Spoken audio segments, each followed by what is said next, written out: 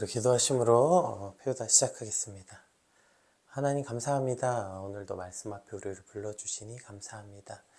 오늘 말씀을 통하여서 우리 안에 진짜 우리의 믿음과 신앙의 모습이 무엇인지, 특별히 여기저기 진리가 있다고 말하는 이 혼란스러운 세상에서 참 진리를 발견하는 오늘 우리의 주말이 되게 하여 주시옵소서.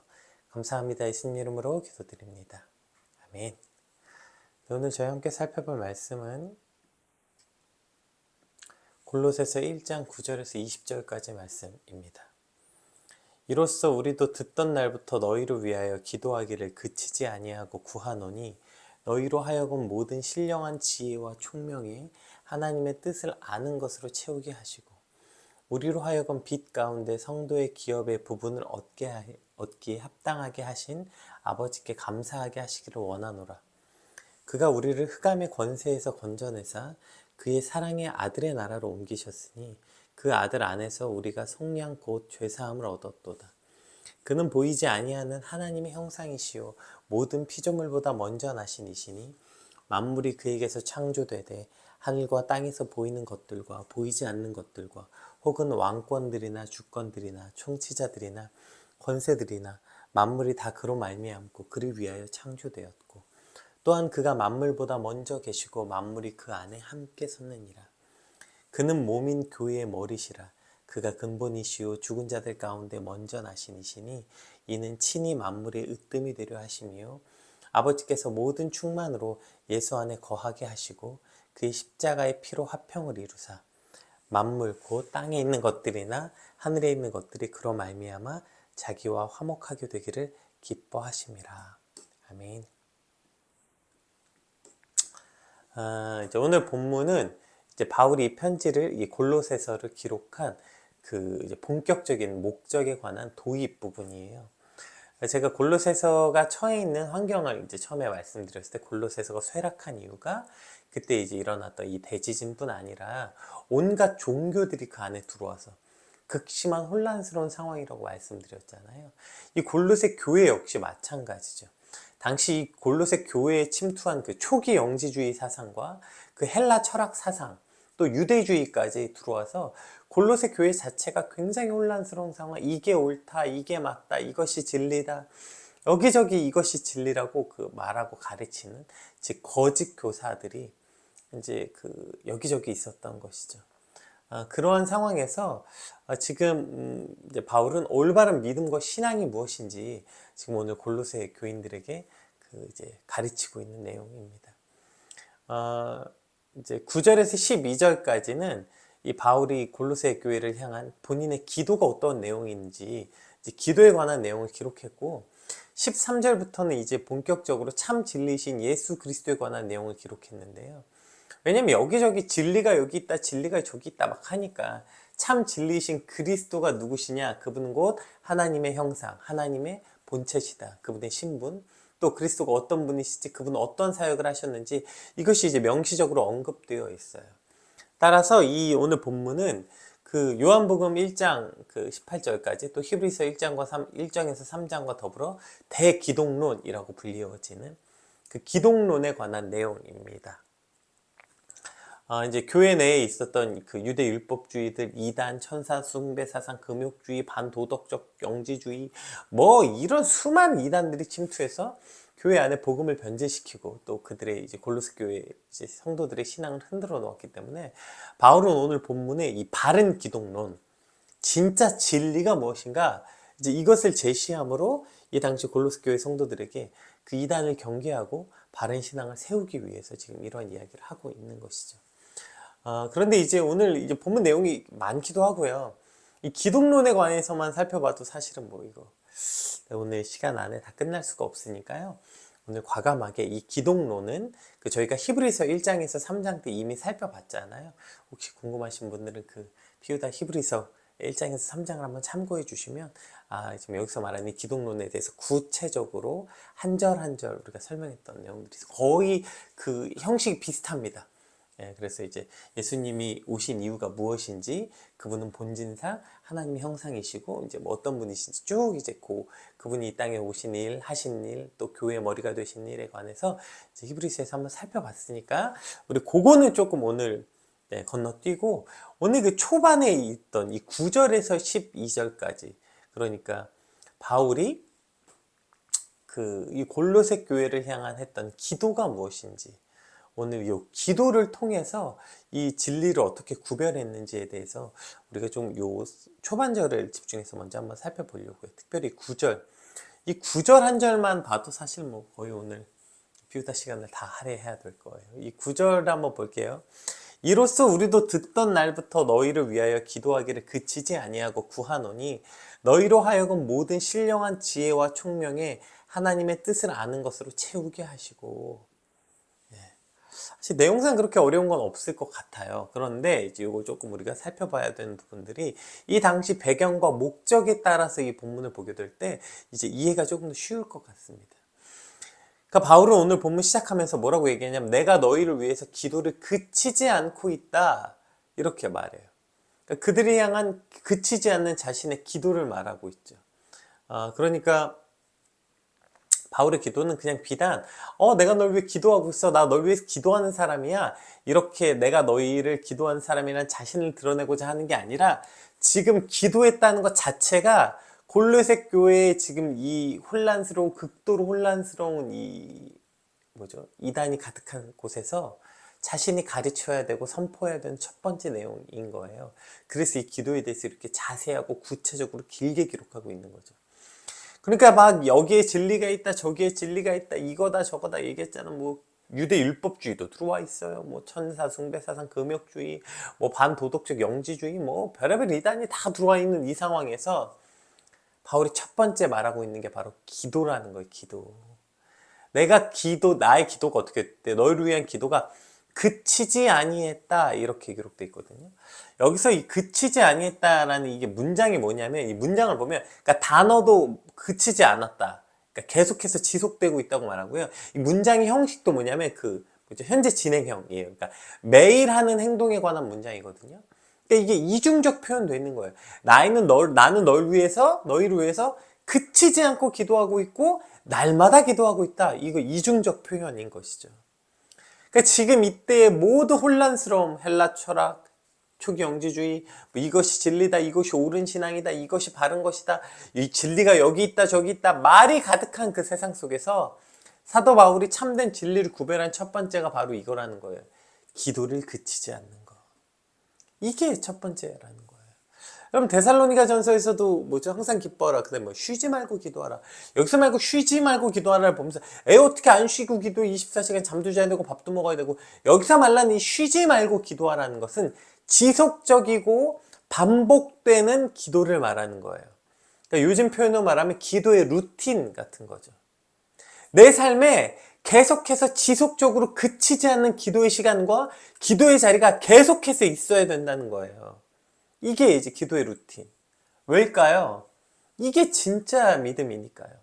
제가 예전에 야고보서 우리 설명할 때도 기도에 관해서 이야기할 때 이제 한번 이야기했었는데, 우리가 왜 어떤 사람하고 대화하면서 그 사람의 어려운 말을 듣으면, 특히 이제 기독교, 뭐 교회나 뭐 공동체 안에서, 이제 기독교 공동체 안에서 어떤 사람의 어려움을 들어요. 그러면 그 사람 그랬구나. 그러면 아이고, 어떤 사람이 그냥 이렇게 담담하게 표현하기 때문에 그랬구나, 힘들었겠네요, 기도하겠습니다, 이 정도로 덤덤히 말하는 사람이 있고, 어떤 사람은 어떡해 막 같이 울고 손 붙잡고 끌어안고 막 당장이라도 뭐 해줄 것처럼 말하는 사람이 있어요.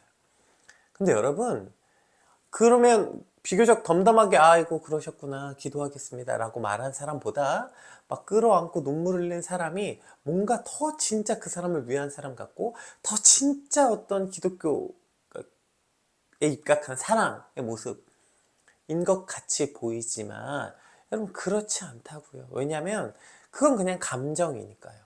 감정은 거짓말을 하니까. 여러 번 설명했죠. 여러분, 감정은 거짓말을 해요. 우리 드라마 보고도 운다고요.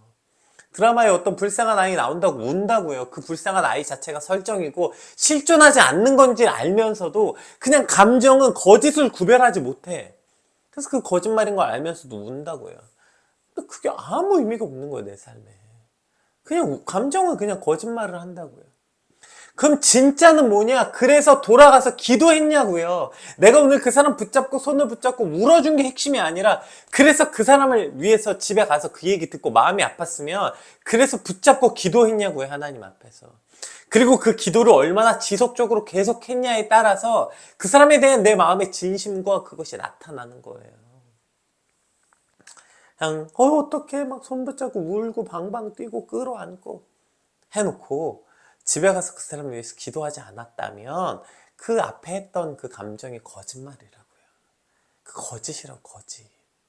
당시에는 그럴싸해 보여요. 여러분, 이거 우리가 종교 사기꾼이라고 말하죠. 그러니까 이 종교적 사기꾼들, 이 당시 영지주의자들, 헬라 철학가들, 유대주의자들, 이것을 구별해내는 첫 번째가 뭐예요? 사도 바울이 내가 너희를 위해서 지속적으로 기도했다. 나는 그들과 다르다. 말할 수 있는 게 뭐예요? 나는 너를 위해서 지금 지속적으로 기도하는 사람이라고 이야기하고 있는 거. 그래서 지금 그러니까 나는 너희를 위해서 지속적으로 기도하는 대단한 사람이다가 얘기하려고 하는 게 아니라, 그래서 이제 본인이 말하는 이 진리가 참되다는 걸 말하려고 하는 거예요. 이것이 여러분 거짓을 분별해내는 거예요. 그러니까 기도하지 않는 것은 다 헛되고 그럴싸한 말뿐이라고요. 여러분, 우리 삶도 얼마나 이런 거짓들이 판칩니까? 지금 주변에서 사실 뭐 마찬가지 아니에요. 우리도 여기에 진리가 있다, 저기에 진리가 있다. 얼마나 수많은 이단들이 판치고, 이단뿐 아니라 세상이 말하는 가치들, 뭐 돈이 최고다, 명예가 최고다, 아니다, 오늘을 즐기는 게 최고다, 뭐 행복이 여기 있다, 저기 있다. 이럴 때 특별히 심지어 우리 스스로도 속잖아요. 나도 내가 그럴싸한 소리 해놓고 겉으로 그 사람들에게 사랑하는 척 했지만 정작 내 삶에 이 그치지 않는 기도가 없다면 저거 다 거짓말이라고요. 저거 오늘 본문의 표현으로 말하면 거짓된 사역자, 사꾼이 되는 거죠. 뭐 저같이 설교를 해도 마찬가지죠.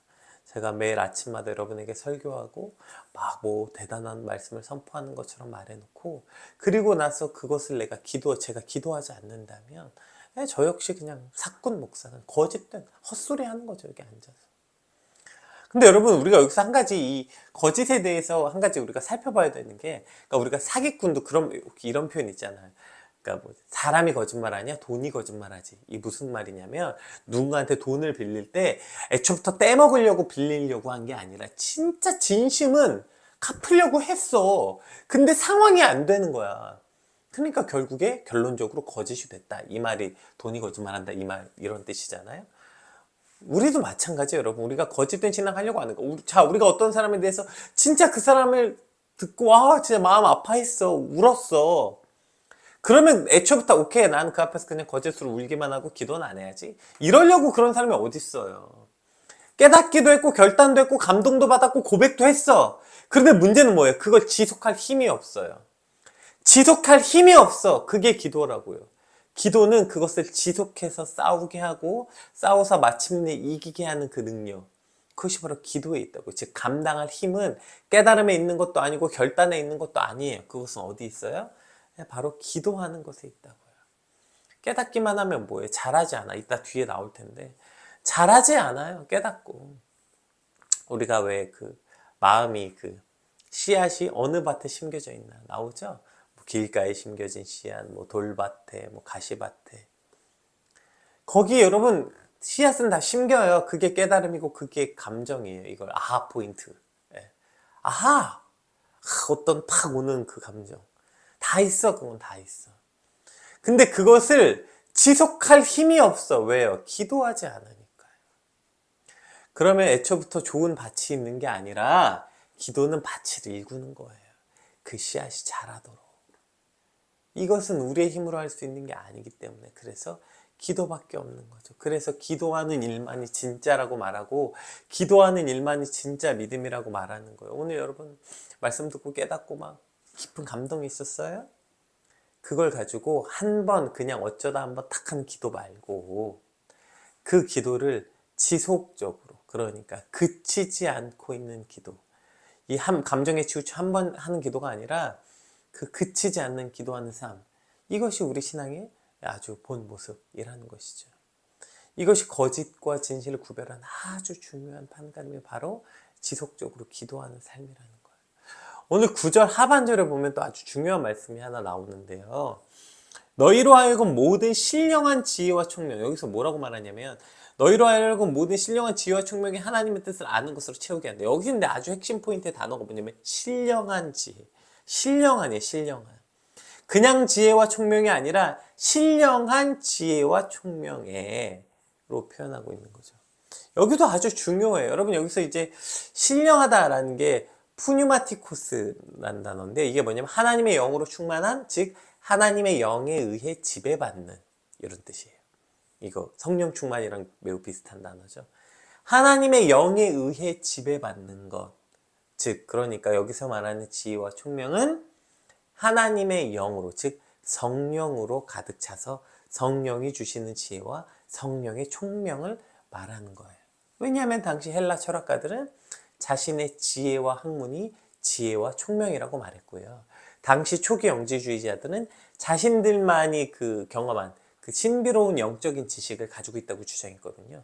그러니까 자신들이 초자연적인 경험, 신비로운 제사의식을 통해서 어떠한 신비로운 체험을 하게 됐는데 그것이 바로 이 신령한 지혜와 총명이라고 주장했다고요. 그러니까 이러한 지식들, 자기들이 말한 초자연적인 경험도 아니고요. 그 다음에 헬라 철학에서 말하는 어떤 학문과 지식도 아니고 진짜 지혜와 총명은 뭐예요? 바로 하나님의 영, 하나님의 영에 의해서 지배받는 상태로서 그때로 우리가 임하게 된다는 거예요. 진짜 이 지혜와 총명은 거기서부터 오게 된다는 거예요. 그럼 이것이 오늘 우리가 이 땅을 살아가는 방식, 오늘 우리가 이 땅을 살아가는 방식도 마찬가지 아니에요? 세상의 어떠한 지혜와 학문과 학식이 아니라 뭐 내가 경험한 몇 가지의 특별한 경험이 아니라 그것으로 사는 게 아니라 바로 신령한 것으로 사는 거, 신령한 지혜와 신령한 총명으로 사는 거라고요. 하나님의 영에 의해 지배받은 오직 성령에 의해서 하는 것으로 살아간다. 이 고린도전서 10장에도 이제 이런 표현이 나오는데 한번 볼게요. 고린도전서 10장. 모세에게 속하여 다 구름과 바다에서 세례를 받고 다 같은 신령한 음식을 먹으며 다 같은 신령한 음료를 마셨으니 이는 그들을 따르는 신령한 반석으로부터 마셨음에 그 반석은 곧 그리스도시라. 아멘. 그러니까 이 당시에 출애굽 당시에 이 백성들이 어떤 백성들이었냐면 신령한 백성들이었어. 왜요? 신령한 음식을 먹었거든요. 신령한 음식이 뭐예요? 세상에 알 수도 없고 줄 수도 없는 그 만나요. 오로지 하나님께로부터만 나오는 그 재창조된 만나. 이게 신령한 음식, 신령한 음료. 예, 그들이 목마를 때마다 바위에서, 반석에서 물이 났던 그 신령한 음료, 세상에서 줄 수도 없고 알 수도 없는 그 음료, 그거 먹었다는 거예요. 그게 신령하다는 거예요. 신령한. 즉 세상 것과 구별된 오로지 하나님으로부터만 주어지는 것, 그것이 신령한 것이죠. 이게 진짜 여러분 우리가 이 땅을 살아가는 거라는 거예요. 신령한 거. 오직 하나님이 주실 수 있는 거, 그걸 먹고 사는 백성이 바로 하나님의 백성, 신령한 백성이라는 거죠. 여러분 오늘도 세상은 여기 있다, 이거 있어야 된다, 이걸 채워야 된다, 너희 삶에 뭐 경험을 채워야 되고 지식을 채워야 되고 학문을 채워야 되고 스펙을 채워야 되고 이거 채워야 된다, 저거 채워야 된다 말해요. 여러분 그런데 하나님의 백성인 저와 여러분이 오늘 채워야 되는 건 바로 저 신령한 것이라고요. 저 신령한 것으로 채워야 된다고요. 요한복음 6장에 보면 뭐래요? 예수님이 나는 곧 생명의 떡이니라 이렇게 말하죠. 나를 먹고 마시라고 이야기해요. 오늘 그 고린도전서 10장에서도 말하죠. 신령한 반석은 곧 그리스도시라 이렇게 표현돼요. 그러니까 그 신령한 것을 먹고 마시는 게 뭐예요? 결론적으로 다시 올라가면 그것이 바로 기도하는 거라고요. 세상의 것으로 채우지 아니하고 주님 나를 신령한 것으로 채우길 원합니다. 나는 오늘 신령한 것을 먹고 마심으로 이 땅을 살 수 있습니다. 세상이 말하는 학문과 학식이 아니라 나는 오로지 신령한 것이 필요합니다. 신령한 지혜와 신령한 총명으로 이 땅을 살아야 합니다. 그게 뭐예요? 기도하는 거라고요. 지속적으로 기도하는 거라고요. 기도가 그치지 않는 거라고요. 이 그치지 않는 기도를 통해서 우리는 저 신령한 것을 먹고 마시는 일을 경험하게 되는 것이죠. 여러분 이것이 신앙생활이에요. 여기부터 출발하는 거예요. 그러니까 맹목적인 기도도 말도 안 되는 거고, 그러니까 제가 기도에 관해서도 이제 종종 기도하면 뭐하냐, 그렇게 맨날 새벽 기도하면 뭐하냐 이 말하는 건 기도에 가치가 없다는 뜻이 아니에요. 맹목적 기도를 말하는 거예요. 기도의 목적이 이거 명확해야 돼요. 아, 이 여기가 진리다 저기가 진리다 말하는 이 세상 속에서 우리가 진짜와 거짓을 구별하는 것, 특히 내 상태 자주 이야기하죠, 여러분. 아, 나 요새 상태가 안 좋아, 나 요즘에 마음이 너무 힘들어. 괜찮아요. 그것으로 여러분 기도의 자리에 있다면 여러분 아주 잘 가고 있는 거예요. 내가 잘 살고 있는 거예요. 아, 나 요새 너무 좋아, I'm happy, 뭐 다 괜찮아. 그래서 기도하지 않고 있다면 지금 내 상황이 가장 위험한 상황이라고요. 가짜와 진짜를 구별하는 이 가장 근본적인 것이 이 그치지 않는 기도예요, 여러분. 왜요? 이 그치지 않는 기도로 인하여 우리가 신령한 지혜와 총명을 먹을 수 있거든요. 그리고 우리는 그 신령한 지혜와 총명이 없으면 헛된 것을 먹고 살아가니 당연히 우리 안에 있는 것들은 다 헛되고 거짓되는 것들밖에 있을 수가 없죠. 오늘 이 그치지 않는 기도가 회복되길 주님의 이름으로 축복합니다. 그치지 않는 기도를 통해서 여러분 신령한 것을 먹고 마시는 저 여러분의 삶이 되시길 주님의 이름으로 축복합니다. 이것이 오늘 우리의 삶이어야 하는 것이죠. 자, 그렇게 이제 신령한 것 자 먹었어요. 그 다음에 10절부터 이제 12절까지 이제 바울이 총 4가지에 관한 그 이야기를 하는데 한번 볼게요. 10절 볼게요. 이제 본격적인 그 뭐죠? 목적이 나오죠. 그러니까 9절에 이렇게 이야기했고요. 자, 이제 12절 볼게요. 10절 네, 10절 11절이 없네요. 네. 제가 10절 11절이 없네요. 10절 11절 제가 읽어드릴게요. 주께 합당하게 행하여 범사에 기쁘시게 하고 모든 선한 일에 열매 맺게 하시며 하나님을 아는 것을 잘하게 하시고 그의 영광의 힘이 따라 모든 능력으로 능하게 하시며 기쁨으로 모든 견딤과 오래 참음에 이르게 하시고 우리로 하여금 빛 가운데 성도의 기업의 부분을 얻게 하신 합당하게 하신 아버지께 감사하게 하시기를 원하노라. 아멘. 이렇게 되어 있죠. 지금 이 합당하게 하는 것. 그러니까 10절에서 죽기 합당하게 행하여로 시작해서 12절에 합당하게 하신 아버지께 이렇게 해서 합당과 합당 사이의 내용이 나와요. 그러니까 그러면 합당한 삶이라는 게 뭔가에 관해서 우리가 볼 수 있는 것이죠. 그러니까 오늘 성경에서 말하는 이 합당한 삶이 뭘까? 합당한 삶이 무엇을 지금 합당하다고 말하고 있는가를 살펴볼 수 있는 거예요. 그러니까 합당하다고 말했던 그 첫 번째 게 뭐예요? 10절에 죽기에 합당하게 행하여 범사에 기쁘시게 하고 모든 선한 일에 열매 맺기를 하게 하시는 것. 첫 번째가 뭐래요? 그러니까 선한 열매를 맺는 것. 이것이 합당한 그리스도인의 삶이고, 두 번째는 하나님을 아는 것. 하나님을 알아서 지속적으로 자라게 하는 것. 이것이 합당한 열매다, 이렇게 표현하고 있는 것이죠. 이것이 오늘 첫 번째 10절에서 말하고 있는 표현인데요. 네, 제가 없어서 그냥 지금 급하게 쳤어요. 네, 이걸 보시면 첫 번째가 선한 열매 맺는 일, 두 번째가 하나님을 아는 것에서 자랑하는 것이다, 이렇게 표현되어 있어요. 그러니까 지금 이 합당한 삶이라는 거, 오케이, 그럼 그렇게 기도했고 그렇게 살아가는 게 필요한데, 그럼 여기서 말하는 그 합당한 그리스도인의 삶이라는 첫 번째가 바로 저런 거라는 거예요. 뭐예요? 첫 번째가 모든 선한 일에 열매 맺는 거예요. 여러분, 여기서 열매 맺다는 것은 비단 이것을 너무 학대 해석해서 전도하는 것을 우리가 열매 맺는 거죠. 그러니까 누군가 새 생명이 일어나는 것. 여기서 말하는 열매는 그저 그런 어떤 특정한 누가 전도되어지고 뭐 생명을 얻게 하는 게 아니고, 기독교인의, 그러니까 그리스도인이 맺어야 하는 그 합당한 전반적 그 삶의 열매에 대해서 말하는 거. 조금 더 정확하게 말하자면 저걸 그렇게 표현할 수 있겠죠. 성령의 열매. 그 표현할 수 있을 것 같아요. 여기서 말했던 그 열매는 그런 것이죠. 그러니까 골로새 성도들에게 하나님을 기쁘게 하기 위해서 하는 그 선한 일, 이러한 열매를 맺는 것이 여러분 합당한 삶이라고 말하는 거고요. 그리고 두 번째 뭐예요?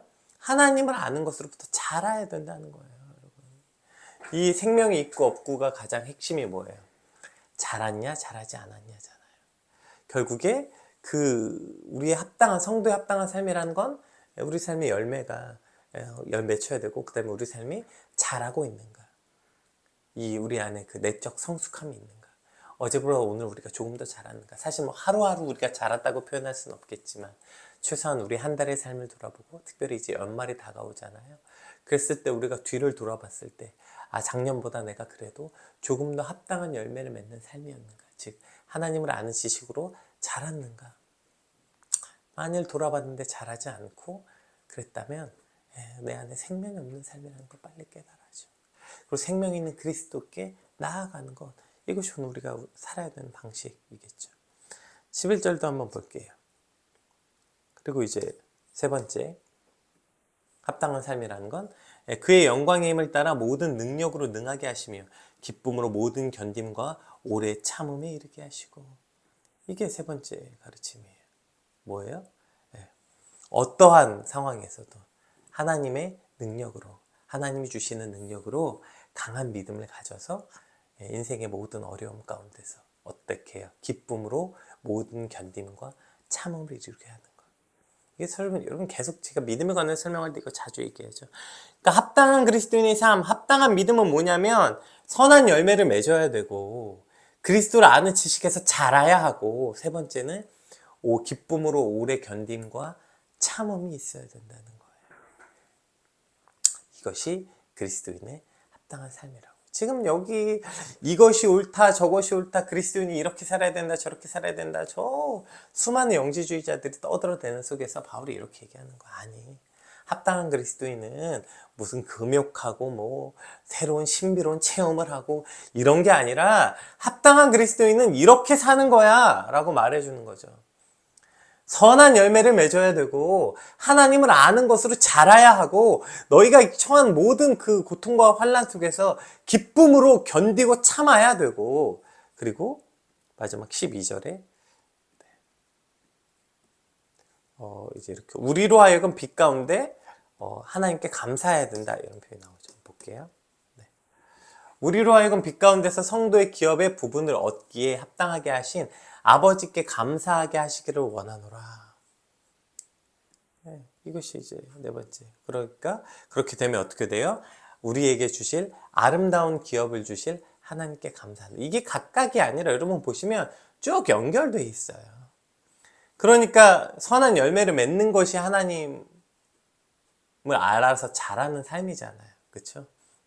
그렇게 선한 열매를 맺고 하나님을 아는 것에 자라게 되려면 당연히 저 오래 참음과 견딤으로써 저 열매를 맺죠. 그냥 맺히는 열매는 없습니다, 여러분. 어떤 열매도 반드시 저 오래 견딤과 참음이 있어요. 생각해보세요. 농부가 씨앗 심고 다음날부터 왜 열매가 안 자라냐고 소리 지르는 정신 나간 농부가 어디 있겠어요. 오래 참음과 견딤과 비와 눈과 뭐 이런 걸 다 견뎌서 나무가 자라서 열매가 맺는 거죠. 오래 참음이 있어야 열매 맺는 거예요.